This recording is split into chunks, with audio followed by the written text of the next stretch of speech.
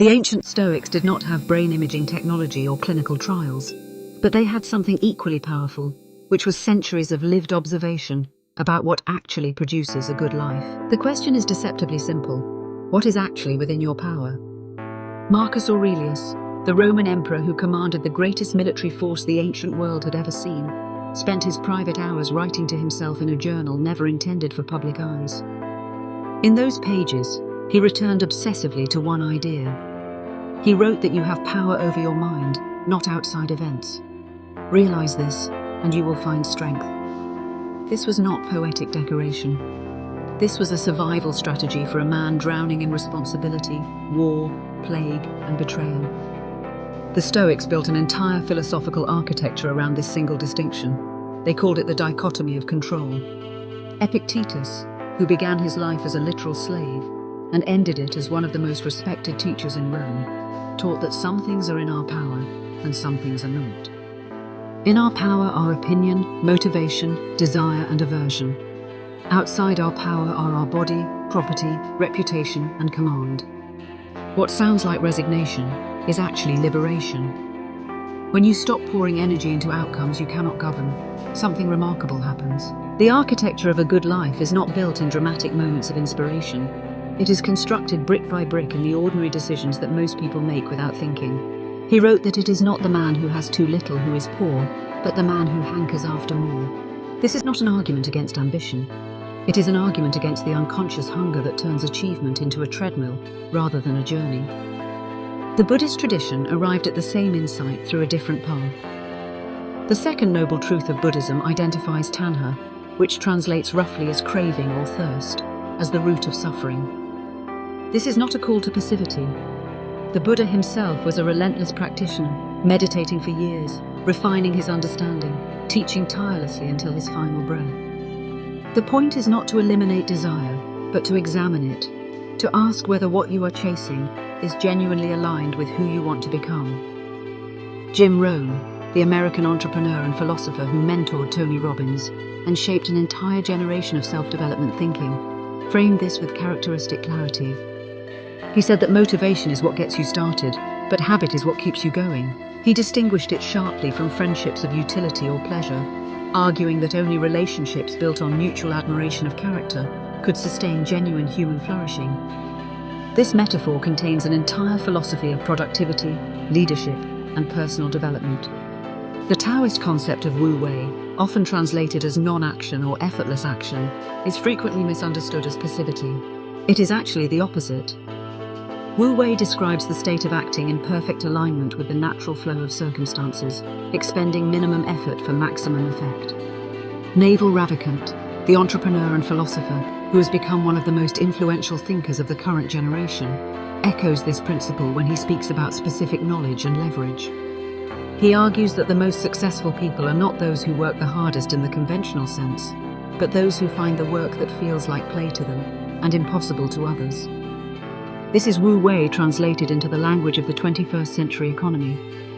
Confucius added another dimension to this Eastern wisdom tradition. His concept of Ren, which translates as benevolence or humaneness, placed relationships at the absolute center of a meaningful life. This mirrors the Stoic emphasis on character over circumstance, and somewhere in the quiet space between what you are today and what you are capable of becoming, the examined life waits patiently for you to begin. But the principle survives because it points towards something irreducible about human dignity. To live without reflection is to be driven entirely by appetite, habit, and accident. To examine your life is to claim authorship of it. Andrew Huberman, the Stanford neuroscientist whose work on the nervous system has reached millions of people, speaks about neuroplasticity in terms that would have delighted the ancient philosophers. The brain retains the capacity to rewire itself throughout life. Every deliberate practice, every conscious choice made against the grain of existing habit, literally reshapes neural architecture. This is not metaphor, this is measurable biological change. The Stoics were not simply philosophers. They were early cognitive scientists, mapping the terrain of the human mind with extraordinary precision. The question is deceptively simple. What is actually within your power? Marcus Aurelius, the Roman emperor who commanded legions and governed millions, sat alone each morning and asked himself this very question. Not because he was weak, but because he understood something most people spend their entire lives refusing to accept. The boundary between what you control and what you do not is the most important line you will ever draw in your life. Epictetus, who was born into slavery and had every reason to feel powerless, built an entire philosophy around this single distinction. He taught that your opinions, your desires, your aversions, and your actions belong entirely to you. Everything else, the weather, other people's behavior, your reputation, the economy, belongs to the universe. This is not pessimism. This is the most liberating idea ever conceived. Applied to daily life, this means releasing the exhausting habit of forcing outcomes and instead aligning your efforts with natural momentum. This single sentence contains more financial wisdom than most best-selling books published in the last 2 decades. The discipline of desire is not about deprivation. It is about clarity. It is about understanding the difference between what you genuinely need and what you have been conditioned to want. Jim Rohn, one of the most influential personal development teachers of the 20th century, often spoke about the danger of lifestyle inflation. He observed that most people increase their spending in direct proportion to their income, never actually building wealth, only building the appearance of it. This mirrors the Stoic concept of negative visualization, a practice where you deliberately imagine losing the things you value most. Not to become morbid, but to cultivate genuine appreciation for what already exists in your life. Buddhism approaches this from a slightly different angle. The concept of non-attachment, frequently misunderstood as indifference, is actually about engaging fully with life without clinging desperately to outcomes, which demonstrates that cultivating specific character strengths, including gratitude, curiosity, courage, and kindness, produces measurable improvements in life satisfaction, resilience, and even physical health. This single idea, written over 2,300 years ago, is the foundation of every modern habit formation system, from James Clear's Atomic Habits framework to Andrew Huberman's neuroplasticity research. Character is not something you are born with in its final form. It is something you construct, deliberately and consistently, through repeated choices made over time. The ancient Greeks called this process of becoming your best self eudaimonia, often translated as happiness, but more accurately understood as flourishing. It is not a feeling. It is a condition of being, achieved through the daily practice of virtue. Confucius taught something remarkably similar from the Eastern tradition. He emphasized that self-cultivation is the root from which all other achievements grow. Before you can lead others, you must lead yourself. Before you can build anything meaningful in the world, you must build something meaningful within yourself. His emphasis on intentional living, on making conscious choices about where your attention goes, reflects the same core insight that Epictetus articulated nearly 2,000 years ago. But there is a companion truth that is equally important and far less often quoted. The unlived life is not worth examining.